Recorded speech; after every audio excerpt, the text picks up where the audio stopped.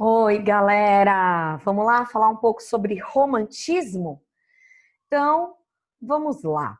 Romantismo é um movimento literário do século XIX, da primeira metade do século XIX, porque na segunda metade a gente vai ter o realismo, e é um movimento literário que veio com uma proposta de mudança muito diferente. Até então, vamos relembrar rapidinho, a gente teve lá a sequência de trovadorismo, lembram? Classicismo, barroco, arcadismo. E o que a gente viu até então? Que tinha sempre uma retomada de ideais clássicos, né? O romantismo vem para romper com isso. Então, é um movimento literário que vem com uma proposta totalmente diferente, de independência, de sair fora dos padrões. Então, para início, eu já coloquei um quadro aqui para vocês, super importante da época, porque vai nos ajudar a compreender um pouco do contexto histórico vivido, tá ok? Então, vamos lá. Romantismo, sempre. Sentimentos à flor da pele, heróis, sagas, gestos extremos de coragem e resignação, arrebatamento e ternura. Personagens voluntariosos, incorruptíveis, de inspiração medieval. Finais felizes ou trágicos. Romantismo toma conta do imaginário popular da Europa. A natureza, viva e implacável, participa de toda a aventura. Então, a imagem que faz referência a um momento super importante da história, né? Lembram-se que momento que é? Que a gente tem ali naquele quadro? A gente tem a Revolução Francesa. Então, vamos pensar um pouquinho no contexto histórico vivido. Só que antes do contexto histórico, rapidinho, só para a gente, tem que ficar muito claro, não confundir romantismo com romantismo. Opa, como assim? Ó, coloquei lá, ó, aqui embaixo, letra maiúscula e letra minúscula. Romantismo com R maiúsculo do movimento literário romântico.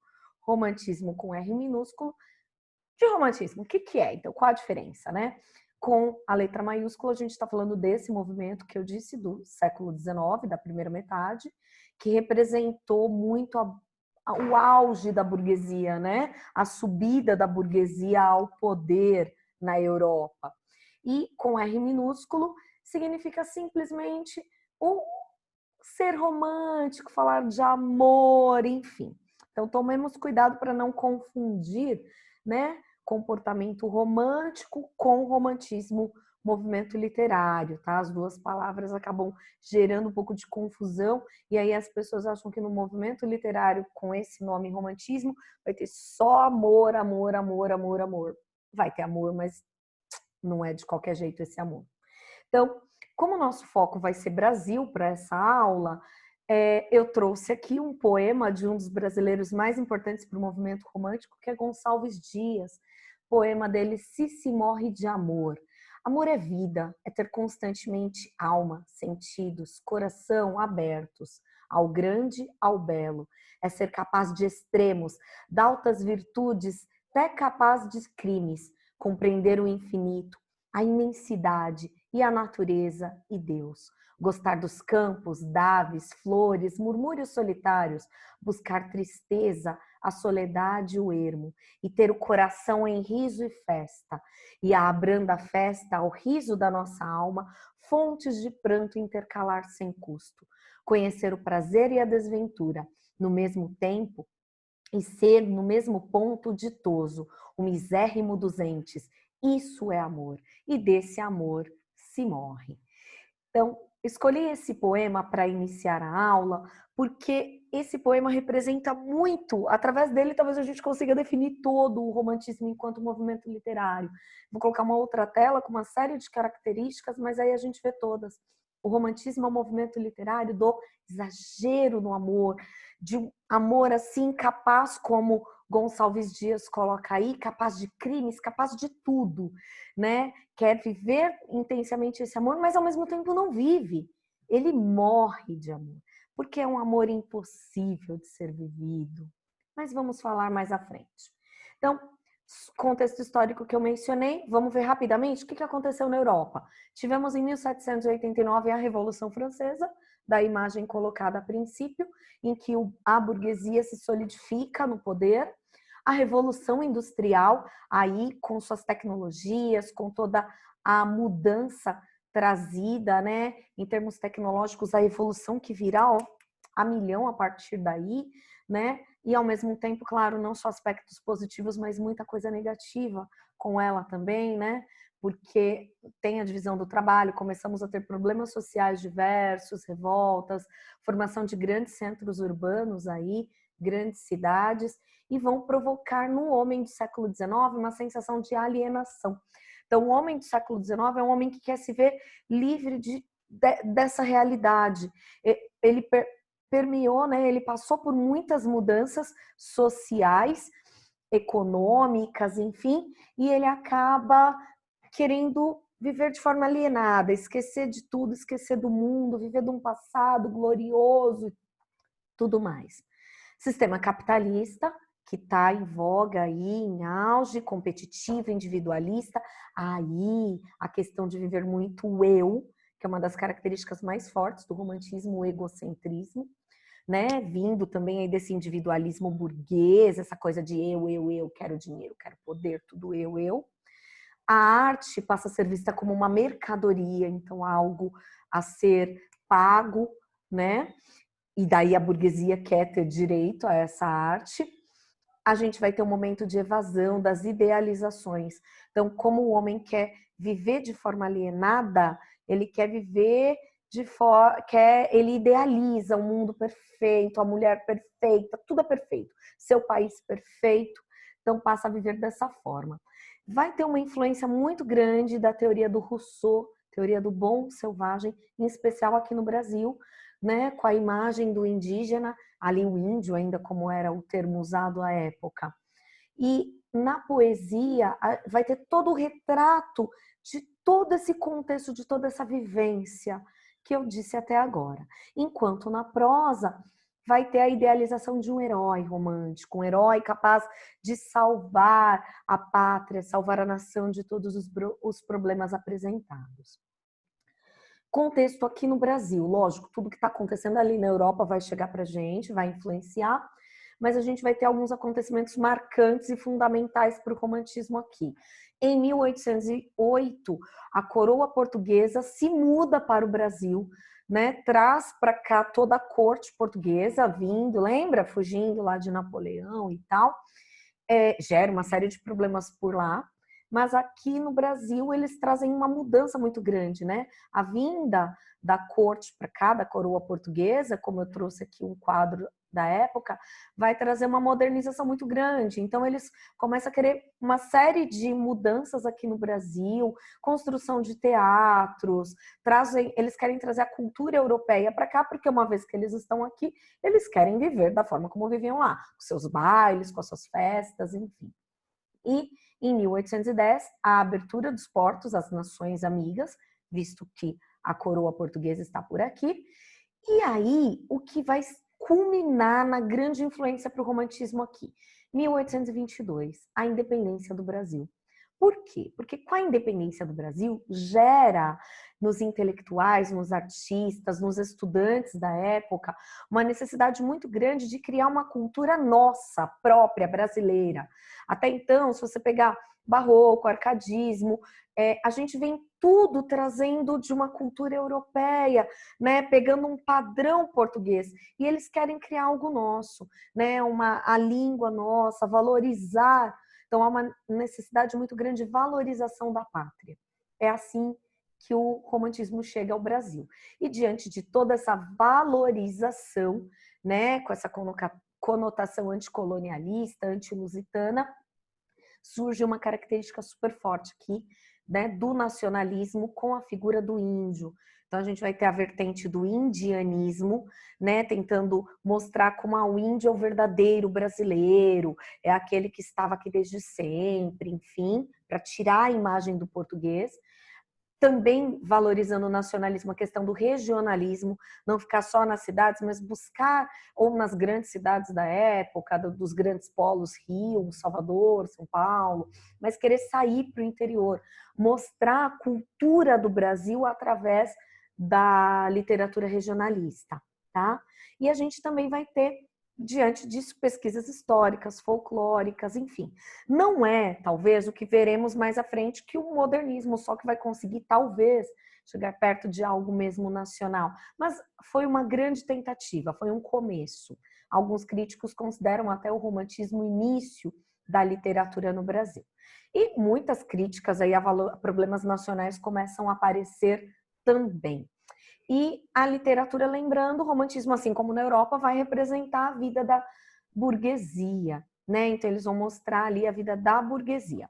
Quando começa oficialmente, data oficial, 1803, quando nós temos a publicação da obra de Gonçalves de Magalhães, Suspiros Poéticos e Saudades, e o fim é datado da publicação do Machado e do Aloysio de Azevedo, começando aí realismo e naturalismo.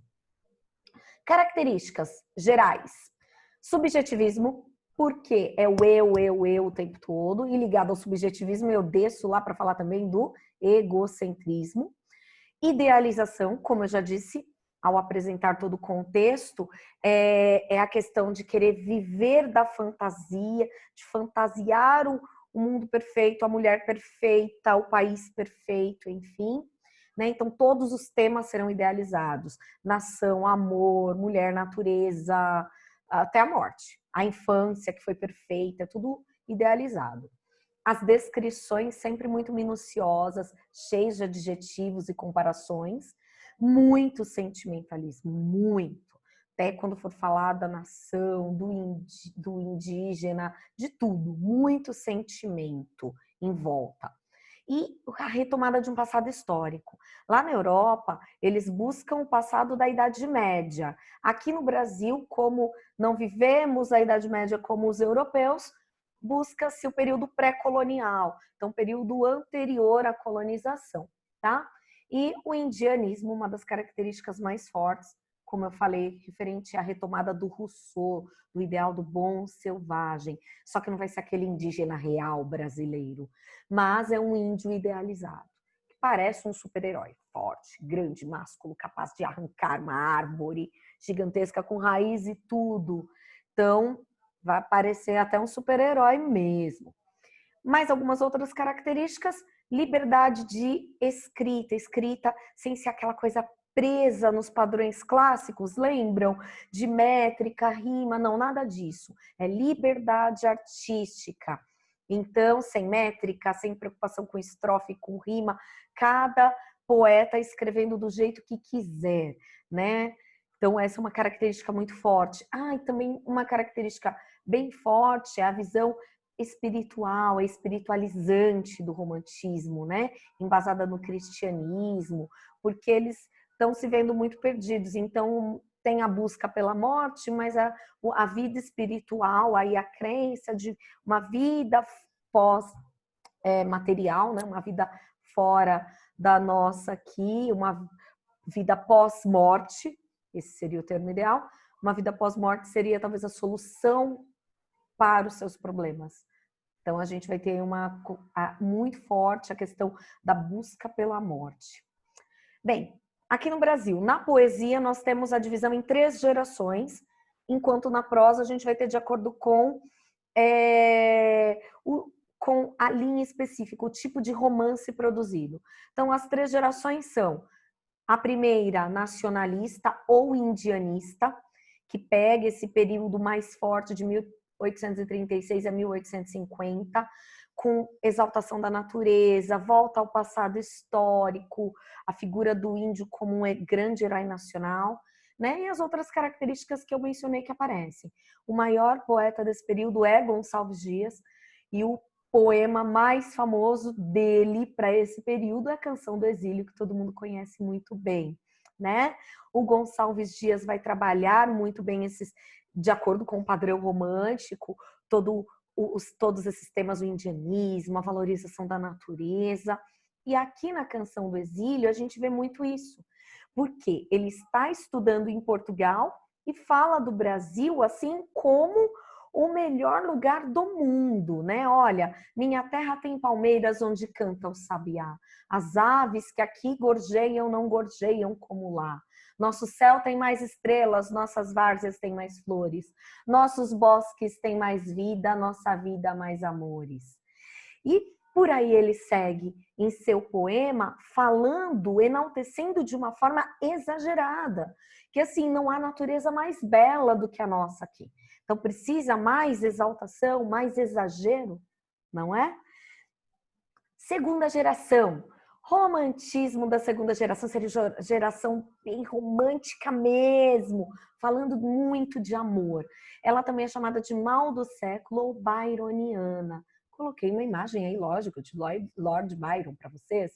Ela vai durar aí, aqui no Brasil, de maneira mais forte, de 850 a 1870. Essa é a geração da busca pela morte, a fuga, a morte é a solução de todos os problemas. Porque fala-se muito de amor, só que é um amor não concretizado, é um amor idealizado, é um amor impossível. E aí, diante desse amor impossível, gera-se muito negativismo, pessimismo, angústia. E um outro ponto, satanismo. Pois é. Eles buscam, os poetas, inclusive, eles tinham o hábito de visitar cemitérios, fazer altas baladas. Também, uma outra curiosidade, muitos morriam muito jovens. Porque, imagina, eles viviam ali, né, na friagem, de madrugada. Pensa, São Paulo, aqui muito foco acaba sendo São Paulo.